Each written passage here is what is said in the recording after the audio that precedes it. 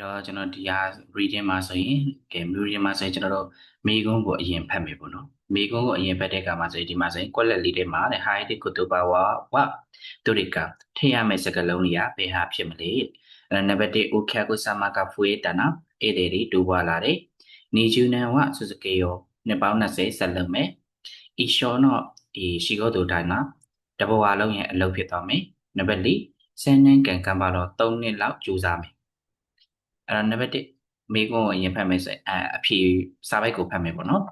အဲ့တော့สุกิโนบุญโชวะนิจูเนอีကျော်ဆုရှိယောနိဂိတေယိတို့ဟာယာရှိဆန်နိဆွေတနမွတ်နတေရတို့အောက်ပါစာပိုက်ကဆိုရင်နှစ်ပေါင်း20နဲ့အထက်ဆုရှိလိမ့်နေတဲ့ဟာယာရှိဆန်နဲ့ပတ်သက်တဲ့အကြောင်းအရာလေးဖြစ်ပါတယ်အဲ့တော့ဘာပြောလဲဆိုတော့မိကစံကဆစနန်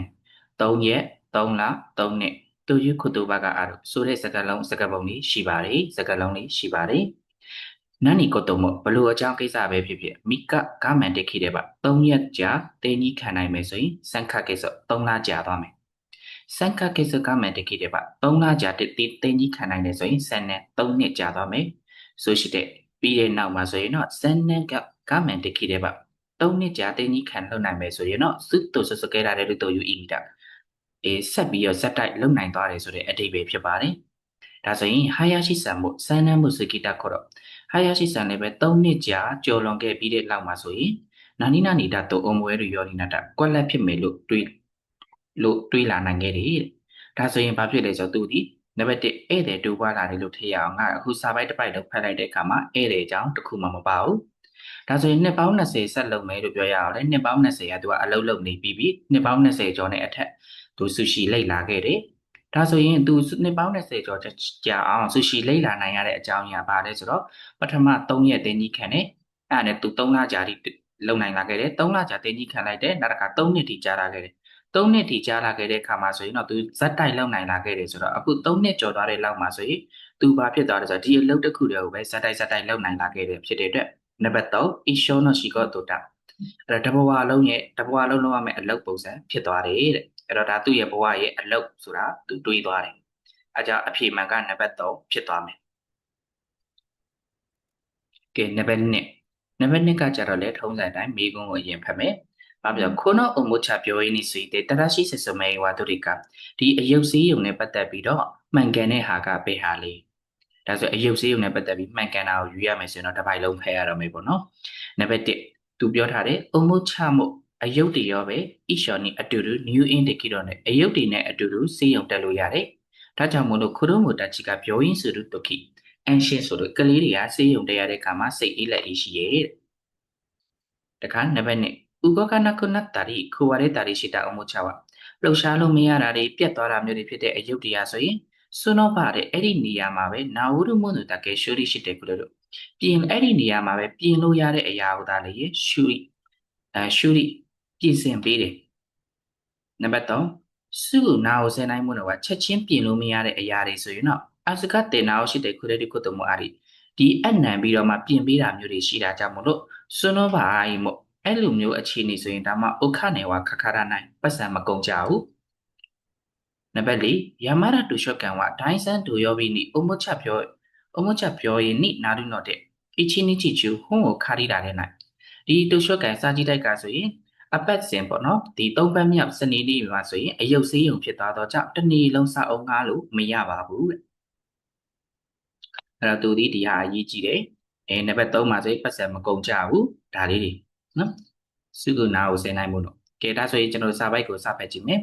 ယာမတာတူချောကန်တွေယာမရာစာကြည့်တိုက်ကဆိုရင်ဟိုးခရှိတာရှိနောက်ဟိုကနေစာအုပ်ငှားပေးတာအပြင်နဲ့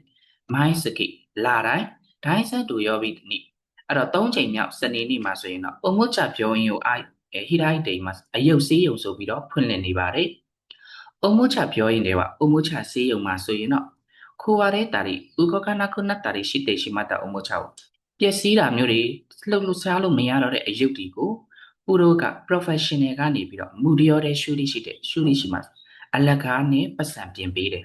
။နာဟုစုနော်နေပြင်ဆင်ဖို့ရာအတွက်ကြီးကံကခက်ခါတွေပါအာယူပါပတ်စံကုန်ကြတဲ့အနေအထားမျိုးမှာဆိုရင်တော့အာစကတ်လေယူကူရီရှူရိဆိုတဲ့ခုတမအာရီမတ်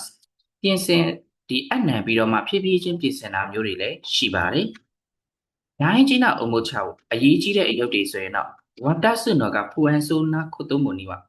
အဲ့တော့ဒီအယုတ်လေးတွေထားခဲ့ဖို့ပြီးခဲ့ဖို့ကိုကျွန်တော်တို့ဖူအန်ပေါ့နော်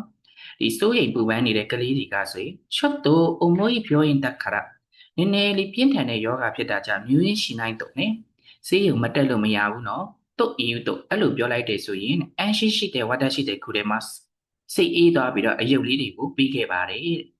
ဒါဆိုရင်နံပါတ်1အယုတ်တွေနဲ့အတူတူဆေးရုံတက်လို့ရတယ်ဆိုတဲ့စာကြောင်းဒီစာပိုက်ထဲမှာတစ်ကြောင်းမှမပါပါဘူးဒါကြောင့်နံပါတ်1ကတော့မဟုတ်ဘူးပေါ့နော်တခါနံပါတ်2ကကြတယ်သူကပြောတယ်ဒီနေရာမှာပဲပြင်တာမျိုးပြင်လို့ရမယ်အယုတ်တွေကိုပဲသူတို့တွေကလက်ခံနေတဲ့လက်ခံပြီးပြင်ပေးတယ်ဆိုတော့ဒါကလည်းမဟုတ်ဘူးအယုတ်တွေကိုသူတို့စီမှာထားခဲ့ရမယ်နော်အဲ့ဒါဒီလိုမျိုးလည်းမဟုတ်ဘူးနံပါတ်3ကချက်ချင်းပြင်လို့မရတဲ့အယုတ်တွေဒါဆိုရင်တော့သူတို့စီမှာအနံခဲ့တာမျိုးတွေရှိနိုင်တယ်ဒါဆိုရင်တော့မှပတ်စံမကုန်ကြဘူးဆိုတော့အဖြေမှန်ကနံပါတ်3ဖြစ်သွားတယ်နော်သူကစာထဲမှာပါတယ် professional ကနေပြီးအလကားပြင်ပေးမယ်အယုတ်တွေကချက်ချင်းပြင်လို့မရတဲ့ခါမှာဆိုရင်တော့ဆေးရုံတက်ခိုင်းရမယ်ဆိုလိုချင်တာဒီသူတို့စီမှာထားခဲ့ရမယ်ပေါ့နော်ဒါမျိုးလေးရေးထားဖြစ်တဲ့အတွက်နံပါတ်3ပေါ့နံပါတ်4ကကျတော့ဒီတူရှော့ကန်ကဒီအယုတ်ဆေးရုံဖြစ်သွားတဲ့စနေနေ့မှာဆိုရင်တော့သူကစာအုပ်မှငားလို့မရဘူးမဆိုင်ဘူးလေသူပြောထားတာကစာအုပ်ငားတာအပြင်ဒါအပြင်လို့ပြောထားတယ်အဲ့ဒီအပြင်ဒီအယုတ်ဆေးရုံဆိုပြီးတော့လည်းဖွင့်လှစ်နေတယ်လို့ပြောတာဖြစ်တဲ့အတွက်သူက2မျိုးလုံးတွဲလို့ရပါတယ်ဒါကြောင့်အဖြေမှန်ကနံပါတ်3ဖြစ်ပါတယ်ဟဲ့နံပါတ်3ကကျတော့ခုနဟိုခုနနိုင်ယောနီအတေဒီမို့တော့ဝတ္တရိကဒီကြောညာနဲ့ပတ်သက်ပြီးကိုက်ညီတာပဲဟာလေတဲ့နံပါတ်1လက်စင်တော့ကြည့်ကံကသင်ငန်းစာအချိန်တွေကတစ်ချိန်ကိုမိနစ်30လို့သတ်မှတ်ထားတယ်နံပါတ်2တိုက်စံကမိနစ်30ကိုပတ်စံ2000လို့သတ်မှတ်ထားတယ်နံပါတ်3ကိုယ့်ရဲ့အိမ်မှာလည်းပဲကျွန်တော်တို့လေ့လာလို့ရတယ်သင်လို့ရတယ်နံပါတ်4တခါတ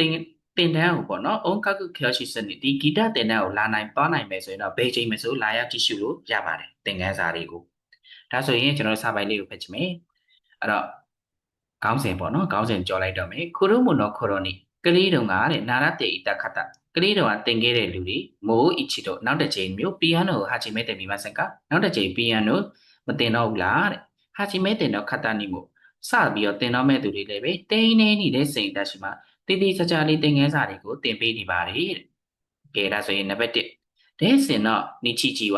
ဒဲစင်သင်ခန်းစာတွေရဲ့နေ့ရက်နဲ့အချိန်နဲ့နောက်တစ်ခါခိုင်းစုအချိန်ကြီးတွေကြီးကံတော့နာဂဆဝကြာချိန်တွေရဲ့ကြာချိန်တွေကတော့တဲ့ဂေါ်အိုင်းဒီအာဝါစစ်တဲ့ခိမဲတာတဲ့မှာဂေါ်အိုင်းဆိုတာအချိန်တွေပေါ်မူတည်ပြီးတော့သတ်မှတ်တယ်ဆိုတော့နံပါတ်1စဉ်းစားကြည့်ရအောင်ကြီးကံအချိန်ကသူကတစ်ချိန်ကိုမိနစ်30လို့သတ်မှတ်ထားတယ်ဆိုတော့မိနစ်30လို့သတ်မှတ်ထားတာမဟုတ်ဘူးသူကသူ့အကြောင်းသားရဲ့အခြေအနေပေါ်မူတည်ပြီးသတ်မှတ်မှာဖြစ်တဲ့အတွက်နံပါတ်1ကမှားသွားပြီ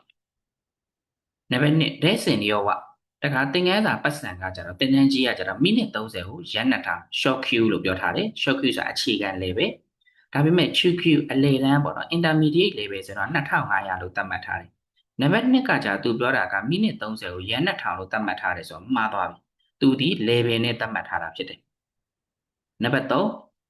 ဒါလေးကိုထပ်ကြည့်မယ်ပေါ့နော်နံပါတ်3အချက်ကကြဂေါချီတခုတင်တော့တဲ့စင်မောအီတာရှိမှာအိမ်နိုင်ရရောက်လေသင်ခန်းစာတွေကိုသင်ပေးပါတယ်ဆိုတော့နံပါတ်3ကမှန်သွားပြီကျောင်းသားတွေဒီသင်ခန်းစာတွေကကိုယ့်အိမ်မှာကိုလက်ခံလို့ရတယ်ဆိုတော့ဒါနံပါတ်3ကအဖြေမှန်နံပါတ်4ကကြဒဲစင်ကြီးကံဤတိုင်းနိသင်ခန်းစာအခြေအနေရလွဲပြီးတော့တဲ့ဂေါ်လီယောခါနောနာဒန်ရှိကျော်ရှိစကအနီမတ်အသုံးပြုနိုင်တဲ့ဒီကျင့်တဲ့အခန်းတွေလည်းရှိပါတယ်ဒီအခန်းတွေသုံးမယ်ဆိုရင်အလကားယူလီယောပေါ့နော်ကွန်မန့်နာဆိုင်ယူလီယောပတ်စံပေးရမယ်တခါဂေါရှိစမွန်ကအာရုခတဝမိဂုံမေးစရာရှိတယ်ဆိုရင်တော့အိုဒန်ဝခုတာဆိုင်ဖုံးဆက်ပါမှတ်တာတပံတဲ့စင်တော့ခန်းကားကိုဂေါခိဘုနာခတဝသင်ခန်းစာတွေကိုကြည့်ရှုလေ့လာခြင်းနဲ့သူတွေကတော့မဆုအရင်ဆုံးဘာလုပ်ရမလဲဆိုရင်အိုဒန်ဝတဲ့ဂေါ်ရော်ရခုကိုအိုနေကိုင်းရှိမှာဖုံးဆက်ပြီးတော့ချိန်ရမယ်ဒါဆိုရင်နံပါတ်4ကဣစွတ်တယ်မို့ခန်းကားကုတ်တခိလို့ဘယ်ချိန်မဆိုကြည့်လို့ရတယ်ဆိုတော့နံပါတ်4ကလွဲသွားပြီကဲနံပါတ်20ခွန်နံပါတ်20ခွန်ကြလောစုခုနီနိကိကအစမတေရတုအာရိကစွနောဒီယဝနန္တတောဣတေရကဖျောင်းနိုင်ကိုလူကြိုက်များလာကြတယ်ဆိုတာကတဲ့အကြောင်းရင်းကဘာလို့ပြောသွားတာလဲတဲ့ကဲဒါဆိုရင်ဖတ်ကြည့်မယ်ဆိုရင်ဆိုင်ခင်အခုတလုံးမှာဆိုရင်လောစုခုကအချီနန်ချူဥရဲတေတဲ့ဖျောင်းနိုင်တွေကတစ်နှစ်ပတ်လုံးရောင်းရပြီးတော့စွနောဟီကာရီကိုအဲ့ဒီရဲ့အလင်းရောင်ဖို့တဲ့တာနောရှိမဟိတုကဖွေးတေရအာကာလီပေါ့နော်စွနောအာကာလီကိုတာနောရှိမဟိတုကဖွေးတေရ ဒီအလင်းရောင်ကိုကြိုက်တဲ့သူတွေများလာကြတယ်နာစေအိမ်မှာဘာလို့အခုကြမှာလောစုခုနေနင်းကိကအစမတ်တေရနောတာတော့ကဖျောင်းနိုင်တွေကိုလူကြိုက်များလာကြတာလေခေခိုတိုနောရှီရောဟီကာရီဝဒီမာချူရီမီချောင်းတွေပေါ့နော်ဒီမာချူရီမီချောင်းတွေရဲ့အဖြူရောင်အလင်းရောင်ကဟီတိုခါစတိုတက်ခီနီဆာဆဲတွေကလူတွေကိုတက်ကြွနိုင်စေပေမဲ့လေခင်းချောကိုတုတ်ခုခုတိုဝတက်ခီနိုင်ဆိုတာလူတွေရဲ့စိတ်မသက်မသာဖြစ်မှုတွေဖူအန်းဖြစ်မှုပေါ့နော်ခင်းချောဆိုလန့်နာတွေစိတ်စိတ်ပိုင်းဆိုင်ရာအဆင်မပြေတာမျိုးတွေပေါ့နော်ဒါမျိုးတွေကိုဖြည့်ရှင်းနိုင်တာမျိုးတော့မရှိတဲ့ပုံပါပဲရောစုခုနာတော့ orange ဤတော့ဟီကာရီဝဒီဖျောင်းနိုင်တွေရဲ့လိမ္မော်ရောင်အလင်းရောင်ကဆိုရင်ခိုခိုရောအချိစကဆက်နှလုံးသားကိုအင်းချမ်းစီပြီးတော့စွထိုးတဲ့ဆူရခလာရနောနာကစခါလေးကိုစိတ်ဖိစီးမှုတွေနဲ့ခန္ဓာကိုယ်ပင်ပန်းနွမ်းနယ်မှုတွေကိုတွတ်တေခုရဲလူတာရှိပျောက်ကင်းစေနိုင်တဲ့ပုံပါပဲဖူအန်နောအိုးရှက်ခိုင်းနောနာကတဲ့ဒါမျိုးစိတ်မသက်မသာမှုတွေနဲ့ကြုံတွေ့နေရတဲ့ဒီလူပောင်ဖွဲ့စည်းရဲ့အများစုထဲမှာဆိုရင်များပြားလာတဲ့လူပောင်ဖွဲ့စည်းထဲမှာဆိုရင်ခိုးရခိုးကနေဒီလိုမျိုးအကျိုးတရားမှုတွေကိုခိတိုင်းရှိတဲ့မျောလင့်နေပြီးတော့တဲ့လို့စုခုနှစ်ဒီဖျောင်းနိုင်တွေကိုဟီယိုစကဲတို့ဟီတိုကဖူရဲတဲ့ဤလိုရောတဲ့အားတို့ဒါကြောင့်ဖျောင်းနိုင်တွေကိုမိထွန်းကြတာလူတွေများလာတဲ့ပုံပါပဲဒါဆိုရင်ဖျောင်းနိုင်တွေဘာကြောင့်သုံးတာလဲဆိုတော့စိတ်ဖိစီးမှုတွေကိုပျောက်ကင်းစေနိုင်လို့ဒါဆိုရင်နံပါတ်1ကသူပြောတယ်ရောစကုနာအာကာရီကိုတာနာရှိမှုဟီတိုကဖွေးတဲ့ဒီဖျောင်းနိုင်တွေရဲ့အလင်းရောင်ကိုကြိုက်တဲ့လူတွေများလို့တဲ့တစ်နှစ်ပတ်လုံးရောင်းကောင်းတယ်မဆိုင်ဘူးလေနော်နံပါတ်2တခါရောစကုနာအာကာရီနေဒီဖျောင်းနိုင်တွေရဲ့အလင်းရောင်ဒီမှာဆိုရင်တဲ့ဟီတိုခါဆိုတိုတက်ကီနီဆာဆေရခိုကာကအာရုကုတိုဝကတ်တက်ကီတခရလူတွေကိုတက်ကြွလာစေတယ်ဆိုတဲ့အကျိုးတရားမှုကိုနားလည်တာကြောင့်ဖျောင်းနိုင်ရဲ့အလင်းရောင်ကလူတွေကိုမတက်ကြွစေဘူးတက်ကြွစေတာကမာကျူရီမီချောင်းတွေကတက်ကြွစေတာ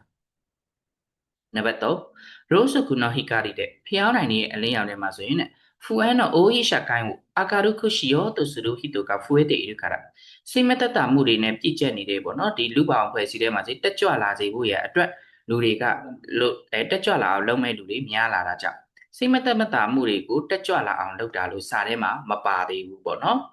။ဘာလဲအဓိကပါတာလဲဆိုနံပါတ်4လောစကုနာဟီကာရီနီရတဲ့ဒီဖျောင်းနိုင်ရဲ့အလင်းရောင်တွေကိုအသုံးပြုပြီးတော့ခိုခိုရိုရခါရာရာကိုယဆူမစေယောတို့ဆိုရဟီတိုကအိုခုနတ်တေရခါရာနှလုံးသားတွေနဲ့စိတ်ပိုင်းဆိုင်ရာပေါ့နော်ကိုကိုတော့ဆိုစိတ်ပိုင်းဆိုင်ရာနဲ့ခန္ဓာကိုယ်တွေကိုအနားယူမယ်လို့တွေးနေတဲ့သူတွေများတာကြောင့်ဘာလို့လဲဆိုတော့သူတို့ဒီခန္ဓာကိုယ်ရဲ့ပင်ပန်းနှွမ်းနယ်မှုတွေစိတ်နှလုံးကိုလည်းအေးချမ်းစေတယ်စိတ်ပီစီမှုတွေလည်းတတပြောက်ကင်းနိုင်တယ်ခန္ဓာကိုယ်တွေကိုလည်းပင်ပန်းမှုတွေကိုယူဆောင်ပြောက်ကင်းစေနိုင်တယ်ဒါကြောင့်မို့လို့သူတို့ကဒီအကျိုးတရားမှုကိုမျှော်လင့်ပြီးတော့ဖျောင်းနိုင်ကိုမိထွန်းကြတာဒါကြောင့်အဖြေမှန်ကနံပါတ်4ပေါ့နော်ကဲနံပါတ်28もう少しの後に続く言葉として私の気持ちをよく表すのはどれかもう少しဆိုတဲ့စကားလုံးရဲ့နောက်မှာဆက်ပါလာတဲ့အရာနဲ့ပတ်သက်ပြီးတော့တဲ့ကျွန်တော်ရဲ့ခံစားချက်နဲ့ပတ်သက်ပြီးကောင်းကောင်းဖော်ပြနိုင်တာဘယ်ဟာလဲ1နဲ့3လေးပေါ့နော်အဲ့တော့များသောအားဖြင့်ဒါမျိုးဝက်ကြလေးတွေကမြင်းချောင်းတားတာဆိုရင်သူ့ရဲ့ရှေ့တစ်ကြောင်းသို့မဟုတ်သူ့ရဲ့နောက်တစ်ကြောင်းမှာဆိုရင်အဖြေတွေကအမြဲတမ်းပါပါတယ်ဒါဆိုရင်ကျွန်တော်တို့စဖတ်ကြည့်မယ်မုဆုမေကမာရာဆန်းဆိုင်တော့တကိသမီးဖြစ်တဲ့သူကတော့အသက်3နှစ်ပဲရှိသေးတဲ့အချိန်မှာဆိုရင်အနာကနာချီဆနာဟုတ်တယ်လို့နေတိုမတာအဲ့တော့ဒီပေါ့နော်တောရလေးမှာရှိနေတဲ့ကျွန်တော်တို့ဟိုတယ်လေးမှာတိတ်ခုခဲ့ပါတယ်အဆမနက်ခင်းမှာဆိုရင်ဟာယကုစောစောကြီးဟီတိုရီစခိနေတရားထဲမေဇာမေတာမုဆုမေနီတရားထဲပေါ့နော်ဒီနူးလာတဲ့ဥကောစာတဲ့တရားထဲရှိနေတော့မှကျွန်တော်တို့ကနိုးနေတဲ့သမီးစီကနေအနှိုးခံလိုက်ရတယ်သမီးဖြစ်တဲ့သူကလာနိုးတယ်ဘယ်ချိန်မှနိုးတာလဲဆိုတော့အဆမနက်စောစောမှလာနိုးအိုဒိုဇန်ဟာယကုအိုကိတေအဖေစောစောထားပါနေအိုကိတေကိုထားပါအောင်တဲ့မာရာမေကစာမင်းနိုင်ဝတရှိပါတော်တော်နဲ့ကိုမျက်စိမပွင့်နဲ့ကျွန်တော်ကမိုးစကောရှိနည်းနည်းလေးတို့ဣတဲ့လို့ပြောပြီးတော့ဖူတုံးကိုခါဖို့လို့စောင်းကိုခြုံလိုက်တယ်ဒါဆိုရင်ဘာဖြစ်လဲဒါဆိုရင်မိုးစကောရှိဆိုတဲ့အဓိပ္ပာယ်ကနံပါတ်1ကျွန်တော်ရဲ့ခံစားချက်ကသူပြောတာကျွန်တော်ရဲ့ခံစားချက်လို့ပြောတယ်ဒါကြောင့်နံပါတ်1ဟာယကုအိုကောရှိတဲ့ဥကိဟုတ်ရှိတယ်စောစောထခြင်းနဲ့ကျွန်တော်စောစောထခြင်းလားမထခြင်းဘူးစောင်းတော့ခြုံလိုက်သေးတာနံပါတ်2ဟာယကုအိုခိတဲ့ဟုတ်ရှိတဲ့ဒါတော့နံပါတ်1ကကျတော့အိုခေါ်ရှိတဲ့အနှိုးခံစီခြင်းလားနံပါတ်2ကကျနိုးလာခြင်းလားမဆိုင်ဘူးပေါ့နော်နံပါတ်3ကကျတော့နေဆာဆက်တဲ့ဟုတ်ရှိအိတ်စီခြင်းလားထပ်ပြီးတော့အိတ်ခိုင်းစီခြင်းနဲ့အခါနံပါတ်4နေနိုင်တဲ့ဟုတ်ရှိမအိတ်စီခြင်းဘူးတဲ့ဒါဆိုရင်ဘာဖြစ်လဲဆိုတော့သူထပ်ပြီးတော့အိတ်ချင်နေသေးတော့မယ်ဒါကြောင့်မို့လို့အဖြေမှန်ကနံပါတ်3ဖြစ်ပါတယ်နေဆာဆက်တဲ့ဟုတ်ရှိသူ့ကိုအိတ်ခွင့်ပေးစီခြင်းနဲ့ တော့ဆက်ပြီးတော့ကြည့်တယ်ဆက်ပြီးကြည့်တဲ့အခါမှာဆိုရင်ပု္ပ္ပာနံပါတ်29ကဇီဝနောရှိတဲ့ဣရုနိဟုကိုလို့ပါတယ်တဲ့အဲ့ဒါကဘာကိုပြောတာလဲဒါဆိုရင်ဆက်ဖက်ကြည့်မယ်အဲ့တော့မတို့နော်တုကတော်ရဲ့ဟာရှိတဲ့ဣကုမုစုမဲနော်အာရှိဥတုအဲ့တော့ပြတင်းပေါက်နာကိုပြီးသွားတဲ့သူသမီးဖြစ်တဲ့သူရဲ့ခြေတန်းနေတဲ့ရှိပါရခုရှိတဲ့ခဏလောက်ကြာတဲ့အခါမှာဆိုဥတိုးဆန်အဖေတဲ့နဲ့ခုချိကတဲ့ဒီလာပါအောင်နဲ့ဥတိုးဆန်ခိရေဤတာရောရမ်းလာတယ်တဲ့ယူရကဲတော့အဆတာရောယူရကဲအဆဖြစ်တယ်တဲ့ညနေနေဝင်ချိန်ဖြစ်နေတဲ့ကျွန်တော်တို့မနက်ခင်းဖြစ်တယ်တဲ့ယူရကဲကိုဒီတိုင်းလေးပဲထားထားမယ်ခုနခုတိုဘာနေအိုကီအာကတဝတရှိပါအဲ့ဒီစကလုံးနဲ့ပေါ့နော်နိုးလာတဲ့ကျွန်တော်ကနတ်နီဘာပြောတာပါလဲမုစုမဲနော်တကုလောနီအကီတမီးဖြစ်တဲ့သူရဲ့နေရာကိုသွားပြီးတော့မရခါရာစွတ်တော်မီတာပြတင်းပေါက်ကနေအပြင်ကိုကြည့်လိုက်တယ်တဲ့စွတ်ကိုနီဝအဲ့ဒီနေရာမှာဆိုရင်အကိုက်အနီယာတွေနဲ့ဆိုရကဟီရောကတေတာဒီကောင်းငင်တစ်ခုလုံးကိုကျေပြန့်နေတယ်အနီရောင်တွေဖုံးလွှမ်းနေတယ်ဥစခုရှိအဆရခဲတော့ဆိုရတာအရန်ကိုလာပါတဲ့မနက်ခင်းနေရောင်ကြီးလေးပဲတဲ့နော်နေထွက်ချိန်လေးပဲနေခိရေတရှောဥဒုဆန်လှတယ်မလားခိရေဒါနဲ့လှတာပေါ့တဲ့မုစုမေဝါမရာဆန်ဆိုင်တမီးဖြစ်တဲ့သူကအသက်3နှစ်ပဲရှိသေးတယ်အဆရခဲတို့ယခုတို့ပါဝရှိရနာခတာကအဆရခဲဆိုတဲ့စကားလုံးကိုမသိပေမဲ့လေဂျီဘွန်နောရှိတဲ့ဣဒိုနီဟွန်ကောတဲ့ကိုယ့်ရဲ့တိထားတဲ့ဂျပန်စကားလုံးနဲ့မေနမိုင်နဲ့ဟီရိုကာတို့ဥစခရှိခေရှိကီယိုဂျောဇူနီစတိုင်တဲ့ခုတို့ကတခိတာအဲ့တော့မျက်စိရှိမှာတဲ့အရန်ကိုကျေပြန့်ပြီးလှလှပပဖြစ်နေတဲ့မြင်ကွင်းကိုကြွကြွကျင်ကျင်ပြောနိုင်တာတဲ့ဒါဆိုရင်သူကဂျီဘွန်နောရှိတဲ့ဣဒိုနီဟွန်ကောဆိုတာကဘသူပြောတာလဲဆိုတော့သူသမီးကပြောတာနော်ဖေဖြစ်တဲ့လူကတော့ပြောတယ်သူတိထားတဲ့စကားလုံးလေးနဲ့ပြောတာအရန်တော်တယ်ဒါဆိုရင်သူတိထားတဲ့စကားကသူဆိုတာဘသူ့ကိုပြောရလဲဆိုတော့ဒီနေရာမှာဂျီဘွန်ကသမီးဖြစ်တဲ့လူကိုညွှန်တာသမီးဖြစ်တဲ့လူကဘယ်စကားလုံးပဲသိလဲဆိုတော့ယူရကဲဆိုတဲ့စကားလုံးပဲသိတာဒါကြောင့်မို့လို့အဖြေမှန်ကနံပါတ်1သမီးဖြစ်တဲ့လူတိထားတဲ့စကားလုံးနဲ့ကိုက်ညီတာဘယ်ဟာလဲဆိုတော့သူဒီနံပါတ်2ကိုသိတယ်သမီးဖြစ်တဲ့သူဒီအဆရကဲဆိုတဲ့စကားလုံးကိုသိမနေဘူးเนาะဒါကြောင့်အဖြေမှန်ကနံပါတ်2ပါတခါသူကဆက်ပြောတယ်ဟိတဝါတာတွေလည်းမို့လူဆိုတာဘယ်သူပဲဖြစ်ဖြစ်ခုသောဘာကိုစကတ်တဲ့စကလုံးတွေကိုအသုံးပြုပြီးဂျီဝနောကီမိုရှိကိုအာရဝဆုလျောကိုကိုယ့်ရဲ့ခံစားချက်တွေကိုဖော်ပြနိုင်တဲ့အင်အားတွေကိုမွတ်တေတို့ပိုင်ဆိုင်ကြပါတယ်ဝါတာရှိဝါဆိုးခံချစ်တာကျွန်တော်လည်းပဲအဲ့လိုခံစားရတယ်ဒါဆိုရင်ခုနဘုံရှောနောနိုင်ရတော့အတေဣရုနဝတုရိကဒီစာပိုင်းနဲ့ကန့်ညီတာပဲဟာလဲဆိုနံပါတ်1ဝါတာရှိဝါကျွန်တော်ကအကုန်လုံးဒီဝါတာရှိဝါနဲ့စာထားတယ်မွစုမဲနီအိုကောစာတဲ့တင်မှုသမီးဖြစ်တဲ့သူစီကနှုတ်ခံရရင်တောင်မှနာကာမေကစာမဲဆိုတော်တော်နဲ့မျက်စိမပွင့်မဲနဲ့ယူကတာနီနတ်တေရက်တဲ့โอခိတညနေဆောင်ရောက်မှပဲအိယာထားတယ်ဟုတ်လားဆိုမဟုတ်ဘူးညနေဆောင်မဟုတ်ဘူးသူတို့ပြောမနဲ့ခင်းဆိုပြီးစာပိုက်ရဲ့အစောပိုင်းမှာပါထားတယ်ဒါကြောင့်နံပါတ်1ကမဟုတ်ဘူးနံပါတ်2ဝါတရှိဝမုဇုမေကဂျီဘောနောရှိတေရုခုတိုဘတဲ့ခိရေဟိနာခေရှိကိုစတိုင်တာခုတိုနီခန်တိုရှိတာသမီးကသူကိုယ်တိုင်သိထားတဲ့စကားလုံးတွေနဲ့လှပတဲ့ရှုခင်းတွေကိုပြောပြနိုင်တဲ့အတွက်သူစိတ်လှုပ်ရှားတယ်ဒါကတော့အဖြေကအမှန်ဆုံးပဲပေါ့နော်နံပါတ်1နံပါတ်3ကလည်းစက်ကြည့်ရမယ်ဆိုရင်ဝါဒရှိဝကျွန်တော်ကမူဇုမေကတမီးဖြစ်တဲ့သူကမလူတော်စွတ်သူကပြတင်းမောင်ရဲ့အပြင်ဘက်ကဥစခရှိယူရခဲ့ညနေဆောင်လို့ပြောထားတယ်နော်အာရုခုတိုရှိတာစက်တဲ့ခုတဲ့ဥဒေရှိခတ်တာသူ့ကိုအတိပေးလို့ပြောတယ်တဲ့အမှန်တကယ်ကအဆရခဲလေယူရခဲမဟုတ်တမီးဖြစ်တဲ့သူကယူရခဲပဲတည်လို့ယူရခဲလို့တောင်းလိုက်တာအမှန်တကယ်ကအဆရခဲအဲ့တော့နံပါတ်3ကလွဲနေတဲ့အချိန်နံပါတ်4ကじゃဝတ္တရှိဝမွစုမိတ်မှုကျမတော်ကတမီးလည်းပဲဣစကတစ်ချိန်ချိန်မှာဂျီဘောနခိမိုရှိအာရဝစုခုတို့ကဒိခိရယောနေနာလူဒါတော့ကတော့ဆွေယောကုအမတ္တတစ်ချိန်ချိန်မှာတမီးဖြစ်တဲ့သူကလည်းပဲသူ့ရဲ့ခံစားချက်တွေကိုဖော်ပြနိုင်လားပါမလားဆိုပြီးတော့သူအရန်ကိုတွေးနေတာပေါ့နော်ဒါလည်းဘာမှမဆိုင်သူသမီးဖြစ်တဲ့သူက3နှစ်ပဲရှိသေးတယ်တွေးနိုင်တယ်နော်အာဆရကဲတာမှာသူသိထားတဲ့စကားလုံးနဲ့ယူရကဲဆိုပြီးတော့အနည်းဆက်ဆုံးစကားလုံးကိုပြောနိုင်တယ်ဒါကြောင့်အဖြေက2ပါကဲနောက်တစ်ခုကကြတော့ခေါနောဘွန်ရှော်တွေကမေဒိုနိစိတဲ့သူတို့ယောနေဣတေရုကအဲ့တော့ဒီစာပိုင်းမှာဆိုရင်အီးမေးလ်နဲ့ပတ်သက်ပြီးဘယ်လိုပြောနေတာလဲအဲ့တော့နံပါတ်1ဖတ်ကြည့်မယ်ဆိုင်ခင်မကြအခုတလုံးမှာဆိုရင်ရှီကောတိုနော်လန်လာကိုဆုရုတုခိနိအလုတ်ကိုဆက်သွယ်တဲ့အခါမှာဆိုရင်မေဒိုလီယောဆုရုခုတ်တိုကအိုခုနာဒီမတ်တာအီးမေးလ်တွေနဲ့အကြောင်းကြားတာတွေများလာပါတယ်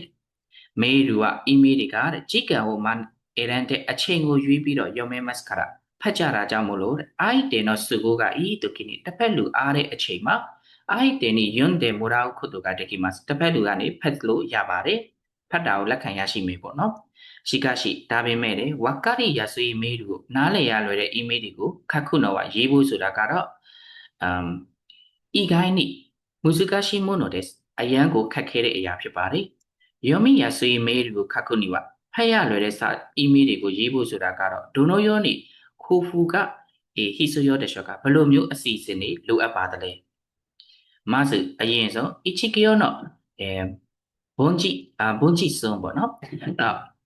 ပထမတစ်ကြောင်းရဲ့ဆက်လုံးအရေးအတွက်ကိုအိုးခုရှိနိုင်တဲ့အများကြီးမလုပ်ဖ ೇನೆ မိချီကခုခစ်တဲ့ခတ်တူတူနဲ့ပဲစကီနော့ကယောနေစစမှုယောနေရှိမှရှော့နောက်စာပိုက်တစ်ကြောင်းကိုဆက်သွားပါမယ်ဆိုရှိတဲ့ပြီးတဲ့နောက်မှာဆိုရင်ဟီတိုဆနောနိုင်ယောဒီအကြောင်းအရာတစ်ချက်ကိုခခိအိုဝတာရရေးပြီးသွားပြီဆိုရင်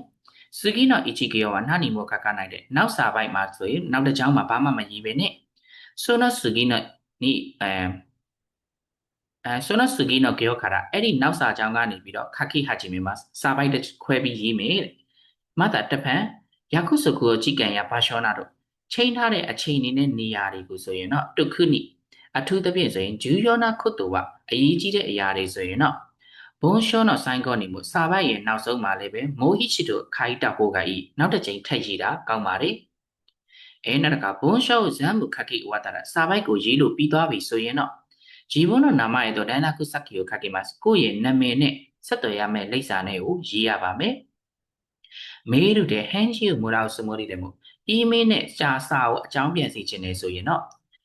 ぴんしちねそういうめぴぴ、メールアドレスの他にも。Eメールアドレスအပြင်自分の電話番号とကိုယ့်ရဲ့ဖုန်းနံပါတ်တွေနဲ့ fax 番号も知らせておきましょう。ကိုယ့်ရဲ့ fax နံပါတ်တွေဖုန်းနံပါတ်တွေကိုလည်းသူ့ကိုအတိပေးထားရအောင်ပါ။ဒါဆိုရင်ဒီစာပိုက်မှာ email တွေနဲ့ပတ်သက်ပြီးပါရေးထားလဲဆိုတော့နံပါတ်1メールはすぐのいい時に送ることができて便利だ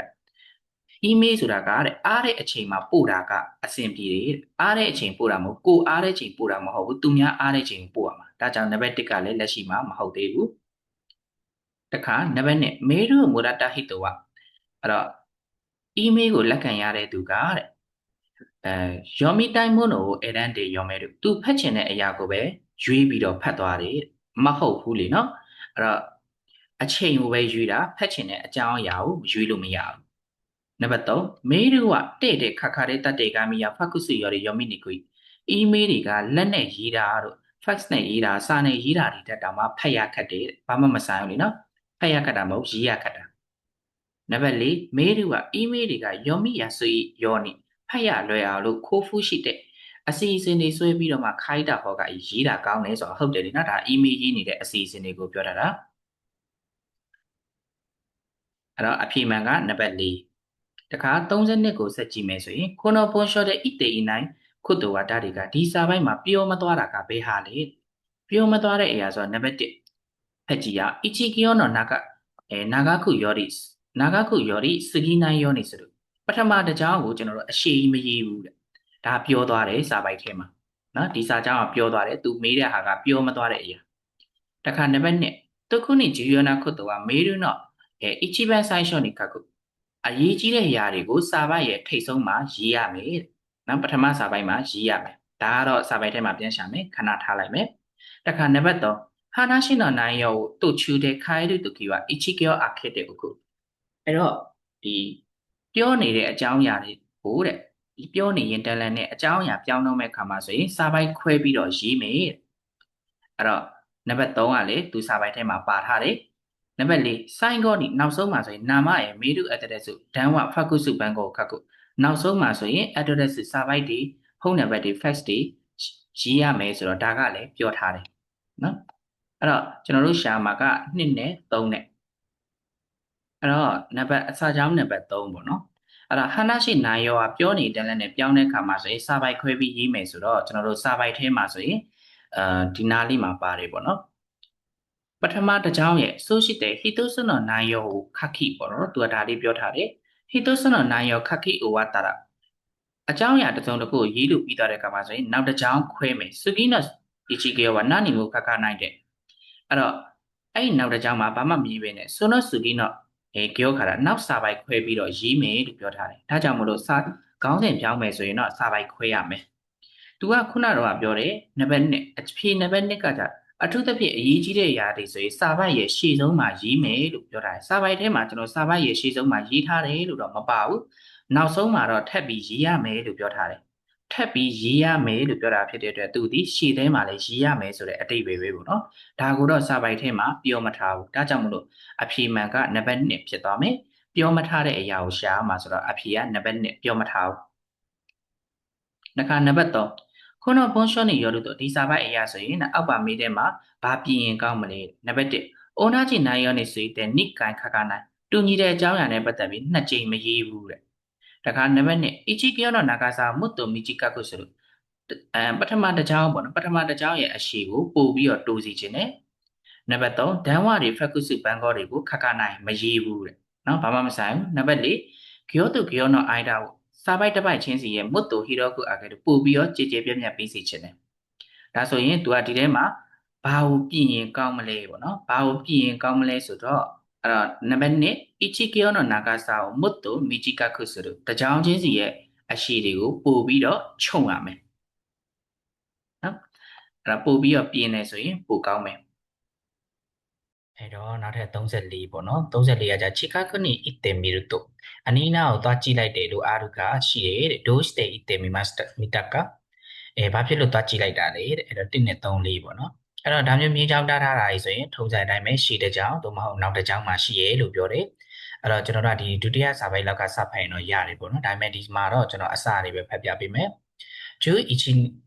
ဂျူအီချီကဆနောဟာဂျီမေနီ17လပိုင်းအစတုန်းကတဲ့နာဂိုယာနဲ့ဟီခေါရှိတဲ့ကိတဲ့နာဂိုယာကိုအလုံးနဲ့အိမ်ပြောင်းလာတယ်အီရှုကန်ကတချီမရှတာတပတ်ကြာသွားပြီတဲ့ဝါဒါရှိဝနီဟိုနီစွန်တဲ့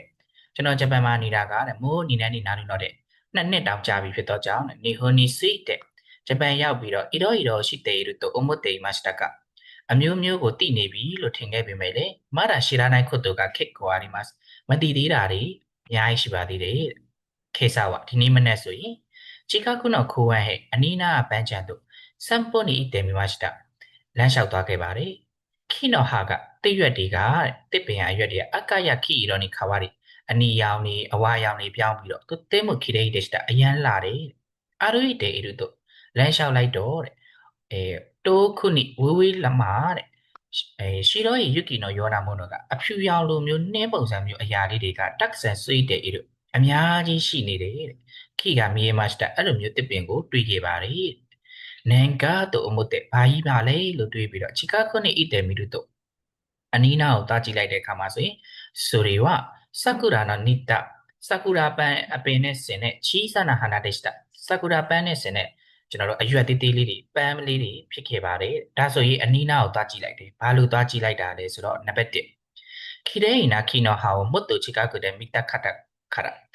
လှပတဲ့အပင်ရဲ့အရွက်တွေကိုပို့ပြီးအနီးကပ်ကနေကြည့်ကျင်တော့ကြမဟုတ်ဘူးလေနော်နံပါတ်2ရှီရိုဟီဟာနာနောခိနောနာမရဲ့ကနာနီကရှိတိတခတ်ခရအဖြူရောင်ပန်းပွင့်လေးတွေရဲ့တစ်ပင်ကဘာနာမည်ပါလဲဆိုတာသိချင်တော့ကြမဟုတ်ဘူးနံပါတ်3မတ်တိုဆိုပါတဲ့ယူကီယိုမီတခတ်ခရအနီးနားမှာရှိနေတဲ့ကျွန်တော်တို့ပေါ့နော်နှင်းတွေကိုကြည့်ချင်တာကြဘာမှမဟုတ်ဘူးနံပါတ်4ရှီရိုဟီမိုနိုကနန်ကအဖြူရောင်ရာလေးတွေကဘာတွေလဲဆိုတာရှိတိတခတ်ခရသိချင်တော့ကြဒါကြောင့်မို့လို့အဖြေမှန်ကနံပါတ်4ဖြစ်သွားပါမယ်တခါ35တုတ်တဲမဘီကိုရီရှိမစတာအရန်ကိုအားသိခဲ့တယ်လို့ပါတယ်တဲ့ဘာဖြစ်လို့ပါလဲအဲ့တော့ဆက်ပြီးဖတ်ကြည့်မယ်ဆိုရင်တိုးဒီခခတာဟီတိုနီဖြတ်သွားဖြတ်လာလောက်တဲ့လူစီကနေပြီးတော့နန်နော့ခိတက်စကဒါဘာတစ်ပင်လဲတို့ခိကုတိုမေးကြည့်လိုက်တဲ့အခါမှာဆိုရင်ဆာကူရာတစီယောအဲ့တော့ဆာကူရာပင်လေးတဲ့ရှိရှိကီဆာကူရာတိုဣတဲ့အဲ့တော့ရာဒီလေးမျိုးပေါ့နော်ရာဒီလေးမျိုးဆာကူရာလို့ပြောပြီးတော့တဲ့အခိခါရာဖူယူနိစောင်းရာဒီကနေစောင်းရာဒီဒီဆာကူနော့တဲ့ပွင့်နေတဲ့သူအိုရှိယတဲ့ခုတဲ့မတ်တာအဲ့လိုမျိုးပြောပြပေးခဲ့တယ်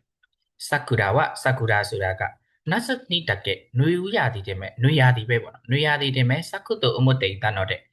ပွင့်တယ်လို့ထင်ခဲ့တာကြောင့်သူတိတ်မှုဘီကိုရီရှိမှတာအရန်ကိုအားသိခဲ့ရတယ်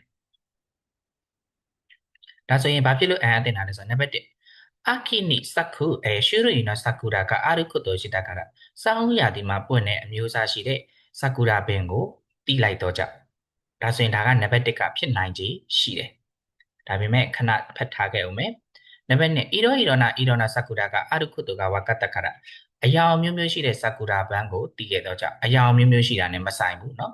သူစာပိုက်ထဲမှာအဲ့ဒီအတိတ်ပဲမပါလာဘူးနံပါတ်3 Sakura wa nasani take sakuto i kuto ga wa katakara. Sakura ဆိုတာကတဲ့နွေရာသီပဲပွင့်နေဆိုတာကိုသိလိုက်တော့ကြောင့်မဟုတ်ဘူးအခုလဲနွေရာသီမဟုတ်ဘူးဒီရာသီတွေမှာပွင့်တဲ့ Sakura နောက်တစ်မျိုးရှိသေးတယ်ဆိုတာကိုသူသိလိုက်တာတခါနံပါတ်၄တိုရီခါကတာဟီတိုကဆိုတော့ Sakura の名前を知っていたからအနီးနားဖြတ်သွားတဲ့လူကအဲ့ဒီတစ်ပင်ရဲ့နာမည်ကိုသိနေတာကြောင့်အဲ့ဒီ Sakura ပင်ရဲ့ပန်းရဲ့နာမည်ကိုသိနေတာကြောင့်မဟုတ်ဘူးလေနော်အဲ့တော့သူအရန်အတင်လာတာကနွေမှာပဲပွင့်တယ် Sakura ဆိုတာဒါပေမဲ့အခုလိုမျိုးဒီရာသီမှာပွင့်နေတဲ့ Sakura ရှိနေတယ်ဆိုတာကိုသိလိုက်တာကြောင့်ဖြစ်တဲ့အတွက်အဖြေမှန်ကနံပါတ်1တခါ36とても嬉しかったですとあるか何か嬉しかったのかအရန်ကိုပျော်ရွှင်ခဲ့တယ်လို့ပါတယ်တဲ့ဘာကပျော်ရွှင်တာလဲဒါဆိုရင်နံပါတ်ဆက်ဖက်ကြည့်မယ်ခိုးဝဲကိုဒဲတူတော့ပန်းချန်တွေကနေထွက်လာပြီးတဲ့နောက်ခိစတန်ကအတန်တော့တဲ့လက်ဖက်ရည်ဆိုင်လေးရှိတာကြောင့်မို့လို့ဟိုက်တယ်မိမရှိတာဝင်ကြည့်လိုက်ပါတယ်တဲ့ကောဟီတို့ဒက်ဆာတို့တန်တော်မှုတို့ကော်ဖီနဲ့ဒီဒက်ဆာပေါ့နော်အချိုပဲနဲ့မှာလိုက်တဲ့အခါမှာtoast ဆိုတော့ဒီကော်ဖီနဲ့တို့စားလို့ရမယ်မဟုတ်မျိုးပေါ့နော်ဒါမျိုးတို့စရာတာဖြစ်နေကော်ဖီနဲ့တို့စားလို့ရမယ်မဟုတ်လိုမျိုးတွေကိုမှာလိုက်တဲ့အခါမှာဆိုရင် wait to that စွနိ waiter မာလေးစီကနေပြီးတော့ morning service နေရှိますか morning service ရွေးလုံးမလားယူမလားပေါ့နော်တုတ်ခိခါတဲ့ master လို့မိခံလိုက်ရတယ်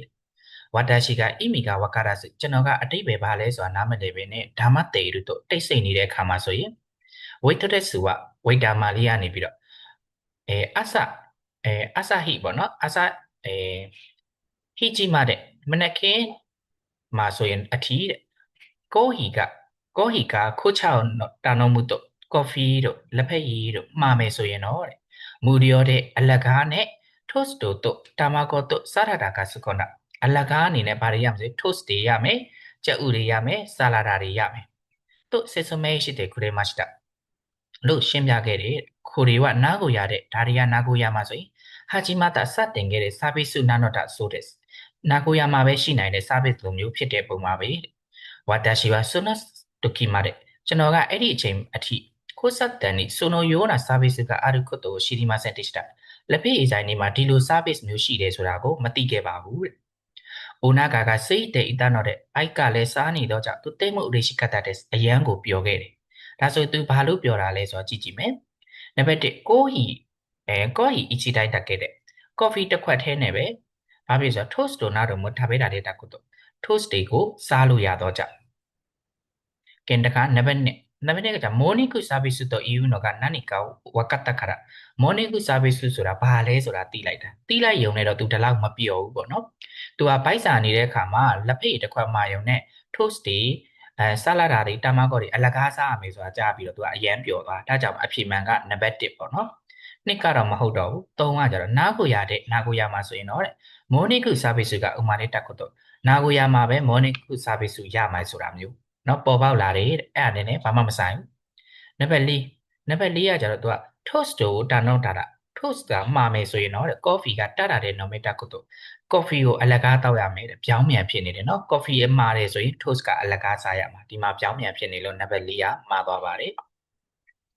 ဒါဆိုရင်30ကျတော့ခုနဘွန်ရှိုခိုင်တာဟိတောဒီစာပိုက်ကိုရေးခဲ့တဲ့သူကတဲ့နီဟွန်の生活についてどう思っているかဂျပန်ရဲ့နေထိုင်မှုဘဝနဲ့ပတ်သက်ပြီးဘယ်လိုထင်နေသလဲနံပါတ်1မာဒါいろいろな意見ができそうで面白いအမျိုးမျိုးသောရှာဖွေတွေ့ရှိမှုတွေရနေလို့တဲ့စိတ်ဝင်စားဖို့ကောင်းနေတဲ့နံပါတ်2驚くことが結構あって落ち着かないစိတ်လှုပ်ရှားစရာတွေများတာကြောင့်မလို့စိတ်ကိုမနေရဘူးတဲ့နံပါတ်3自分の国と似ているところがあって楽しいကျွန်တော်တို့နိုင်ငံနဲ့ဆင်တဲ့နေရာမျိုးတွေရှိတာကြောင့်ပျော်တယ်နံပါတ်4ဝကရနိုက်ခုတုကတက်ဆန်အတဲ့စိတ်ခတ်စနိခွိနားမလည်တဲ့အရာတွေများတာကြောင့်နေရထိုင်ရတာခက်တယ်အဲ့တော့အဖြေမှန်ကဘာဖြစ်သွားမလဲဆိုရင်နံပါတ်1ခုချိန်ဒီကိုမတည်သေးတဲ့အရာတွေအများကြီးဖြစ်တာကြောင့်မလို့ပျော်စရာကောင်းတယ်စိတ်ဝင်စားစရာကောင်းတယ်ပုံမိုးရှိလို့ဤဆိုရဟာဖြစ်ပါလိမ့်မယ်နံပါတ်1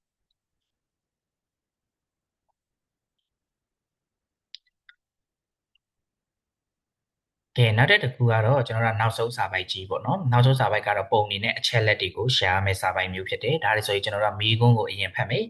မီးကုန်းကိုဖတ်တဲ့အခါမှာအရေးကြီးဆုံးအချက်လေးတွေကိုကျွန်တော်တို့ကမြင်ကြောင်းလေးတွေတားခဲ့လို့ရပါတယ်အဲ့တော့ဒီမှာဆိုရင်သူကပြောတယ်ဒီကောင်လေးကခန်းဆန်ဝါတဲ့ line shoot တော့မုခုယောဘီနော်ကောကောအဲ့တော့သူနောက်ဘက်မုခုယောဘီနော်ကောကောမှာဆိုရင်ဒုက္ခခုရပုနော်ခါဆိုတိုကိုအကောနာကိုခိုင်ကျော်ကိုစကားရှိတယ်လို့အဲ့တော့စာဖက်ကလပ် activity လုပ်ဖို့အတွက်နေရာရှားနေတာတဲ့ဘယ်ချိန်မှာရှာတာလဲဆိုရင်နောက်အပတ်ဇာတာပတိနေ့မွန်လွယ်ပိုင်းမှာရှာတာပါဝင်နိုင်တဲ့သူကဘယ်လောက်တောင်ရှိနိုင်လဲဆိုတော့အယောက်30လောက်လို့သူသတ်မှတ်ထားတယ်ခံမှန်းထားတယ်ရောဒီဝါဟီဆိုယောနိုင်တော့တဲ့ဟင်းလျာပွဲတွေကတော့မလိုအပ်ဘူးတဲ့သူဘာပဲလိုချင်တာလဲဆိုတော့ normi mono target ဟောဒါမျိုးလေးအရေးကြီးတယ်အဲ့တော့တောက်เสียတစ်မျိုးတည်းပဲသူကဝယ်ချင်တာဒါဆိုရင်သူခိုက်ညီတဲ့နေရာကဘယ်နေရာလဲဒါဆိုရင်ကျွန်တော်တို့1နဲ့3လေးထဲမှာသွားကြည့်ကြည့်မယ်နံပါတ်1နံပါတ်1ကကျတော့သူကဘာဖြစ်လဲဆိုတော့နေရာတွေအချိန်တွေကိုကြည့်လိုက်တယ်အချိန်တွေဒီပြဿနာမရှိဘူးလူကလည်းကျွန်တော်တို့ဘယ်နှစ်ယောက်ဆန်လဲဆိုအယောက်100တောင်ဆန်တယ်ပတ်စံကလည်း1000ပဲတယောက်ကို2000ဒါပေမဲ့သူဘာဖြစ်လဲဆိုတော့ခန္ဓာဓာတ်စုရောဒီကိုချုံမွန်းရှိတယ်ခုဒါဆိုတေချာပေါက်ဟင်းလျာတွေမှားရမယ်ဒါဆိုရင်သူဟင်းလျာမတောက်မစားချင်ဘူးသူကတောက်เสียတစ်မျိုးတည်းနဲ့ပဲရချင်တာဒါကြောင့်နံပါတ်1ကတော့သူရွေးလို့မရတော့ဘူးနောက်တစ်ခါနံပါတ်2ကိုကြည့်ကြည့်နံပါတ်2ကကြတော့လေသူကပြောတယ် take qb တဲ့နော်ပိတ်ရက်အဲ့တော့ take qb ဆိုတဲ့အဓိပ္ပာယ်လေးကသူတို့ဒီနေရာကသတ်မှတ်ထားတဲ့ပိတ်ရက်ကမိုးခုရောပြီကျွန်တော်တို့လှုပ်ချင်တာလည်းပဲမိုးခုရောပြီလှုပ်ချင်တာပဲဒါကြောင့်မို့လို့ဒီနေရာမှာပိတ်ရက်သွားကြိုင်ညာဖြစ်တဲ့ဒီနေရာမှာလည်းလုံးဝမရတော့ပါဘူးတခါနောက်တစ်ခုနံပါတ်3ကကြာကြည့်ကြည့်ပါနံပါတ်3ကကြာ take qb သူ့ရဲ့ပိတ်ရက်ကအင်္ဂါနေ့ဖြစ်တဲ့အတွက်ပြဿနာမရှိဘူးအယောက်30လေးဆက်မယ်ပတ်စံရလဲကျွန်တော်တို့ဘာဖြစ်လဲအလကားရမယ်တခါခန္ဓာဓာတ်စုဒီရောချူမွန်းရှိတဲ့ခုဒါဆိုင်းတွေရေးထားတယ်တေချာပေါက်ဟင်းလျာတွေမှားရမယ်ဆိုတော့နံပါတ်3ကလည်းမရဘူးနော်တခါနောက်တစ်ခုနံပါတ်4ကိုကြည့်ကြည့်နံပါတ်4ကကျတော့ရက်တွေအချိန်တွေကကြိုက်တယ် take qb သူတို့ဒီနေရာရဲ့ပိတ်ရက်ကတနင်္လာနေ့မှာပိတ်တယ်ကျွန်တော်တို့လှုပ်ချင်တာကမိုးခုရောပြီပြဿနာမရှိဘူးအယောက်ကလည်းအယောက်30ဆန်တယ်သူကအယောက်ကို40တောင်ဆန်တယ်ပြဿနာမရှိဘူး okay တယ်ဒီတိလျော်လီဟင်းလျာတွေကြည့်လိုက်တော့ချူးမွန်းမှာတက်ကီမှာဆိုဟင်းလျာမှားလို့မရဘူးတဲ့ဒါဆိုကြိုက်တာပေါ့နော်ဟင်းလျာဝယ်စရာမလိုတော့ဒါကြောင့်မလို့နောက်ဆုံးသူရွေးလို့ရတဲ့နေရာ၄မျိုးရှိရတဲ့မှာဘယ်နှမျိုးပဲရွေးလို့ရလဲဆိုတော့တစ်မျိုးပဲရွေးလို့ရတယ်ဒါဆိုရင်အဖြေမှန်ကနံပါတ်1ဖြစ်သွားမယ်ဟီတိုဆွတ်တစ်ခုပဲရှိတယ်တခါ39ကကျတော့မိုင်းဆန်ကတဲ့တိုမိုဒါချိခါရဒီကနေခိုရူကန်တော့ဘာရှောစားကားရှိတယ်ကိုရှိတယ်သူကျင်းပဖို့နေရာရှားနေတယ်ရှီတာတော့မမ်မိုကိုဝတ်သက်စာလိုက်တာအောက်ပါမမ်မိုလေးကိုပေးလိုက်တယ်သူနဲ့ကိုက်ညီတာဘယ်နေရာလဲ1နဲ့3လေးနံပါတ်1သူဒီဘယ်ရက်မှာလုံးမဆိုလိုင်းရှုတော့ဒိုရောပြီးမှလောက်ချင်တယ်စနေနေ့ကမှနေ့လေခင်းမှလောက်ချင်တယ်လူအယောက်ကတော့အယောက်20လောက်ရှိမယ်အဲ့တော့ယဆွိဒီဘူတာပေါ့နော်အဲ့တော့ယဆွမိအခိခါရလမ်းလျှောက်မယ်ဆိုရင်မိနစ်20အတွင်းမှာရောက်ရမယ်ဟင်းလျာကလည်းသူကဘလောက်ပဲပတ်စံပဲသုံးချင်တယ်ဆိုရင်ရန်2000အတွင်းပဲသုံးချင်တယ်ဒါဆိုရင်ကျွန်တော်တို့ရန်2000အတွင်းပဲသုံးချင်တယ်လို့ပြောထားတာဖြစ်တဲ့အတွက်နေရာတွေကိုရှာကြည့်မယ်ဆိုရင်နံပါတ်1နံပါတ်1ကကျွန်တော်ဟင်းလျာကတော့ပတ်စံ2000နဲ့ရတယ်နော်ဒီထိရသေးတယ်သူကအချိန်ရလဲ8နာရီကနေ23ဆိုတော့အချိန်ရလဲရတယ်ဒါပေမဲ့သူဒီခိုးဆူလမ်းဘက်ဆက်တွေရကြတော့ဘာဖြစ်သွားလဲဆိုတော့လမ်းလျှောက်ရင်မိနစ်30တောင်ကြာပြီဒါဆိုရင်သူအဆင်မပြေတော့မိနစ်20အတွင်းပဲလိုချင်တာဒါဆိုရင်တစ်ကပယ်လိုက်တော့မယ်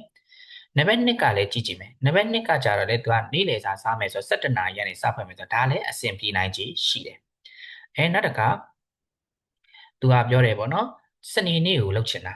နော်စနေနေ့လောက်ချင်တာဆိုတော့ဒီနေရာရဲ့ပိတ်ရက်ကတောက်ကြနေကြက်တာပတိနေ့ပေါ့နော်ကြက်တာပတိနေ့ဆိုတော့ဒါကလည်း okay တယ်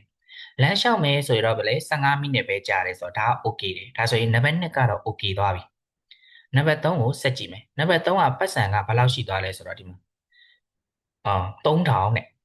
3000ဆိုတော့ဒါသူသုံးနိုင်တာကပမာဏက2000ထိပဲသုံးနိုင်တာခုနကနံပါတ်2ကကြာလမ်းလျှောက်ရင်လည်း15မိနစ်ပတ်စံကလည်း1500ပဲကုန်မယ်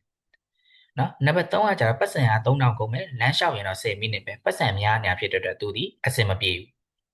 တခါနံပါတ်4ကကြာတော့သူက17နာရီကနေပြီးတော့21နာရီထိတော့ရှိတယ်အယောက်ကလည်းသူက40ရှိတယ်နောက်တစ်ခုကတယောက်ကိုတနာရန်1000ကုန်မယ်ပေါ့နော်လမ်းလျှောက်မယ်ဆိုရင်သူကဘာဖြစ်လဲဆိုတော့မိနစ်20ကြာမယ်နောက်တစ်ခုချူမုံကတခိမဆန်တနာရီကိုရန်1000ဖြစ်သွားတယ်နော်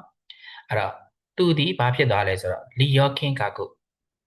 အသုံးပြုမဲ့ပတ်စံပမာဏသူကနာရီနဲ့ချိန်ပြီးပေးရမှာတနာရီတောင်တနာရီကို1000လုံးပေးရမှာအဲ့တော့ဒီမှာဆိုရင်သူပြောထားတာကသူကဟိရုနေ့လယ်စာလို့ပြောတာဖြစ်တဲ့အတွက်အစင်မပြေနိုင်သေးဘူးပေါ့နော်တနာရီသူကနာရီနဲ့ပေးရတာဖြစ်တဲ့အတွက်အဖြေမှန်ကဘာဖြစ်သွားမလဲဆိုတော့နံပါတ်2ပဲဖြစ်သွားမယ်